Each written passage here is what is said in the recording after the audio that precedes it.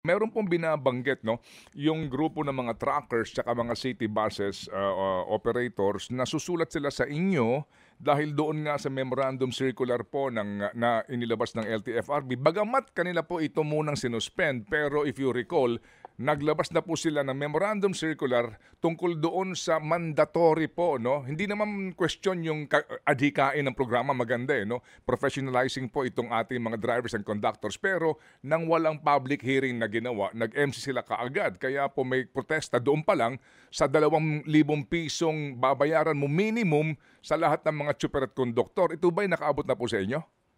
Hindi ko pa po nakikita yung sulat, Pero Kuya Ted. mm. Pero ah, pagkabasa ko po ng sulat na yan, papatawag ko po kagad ang LTFRB.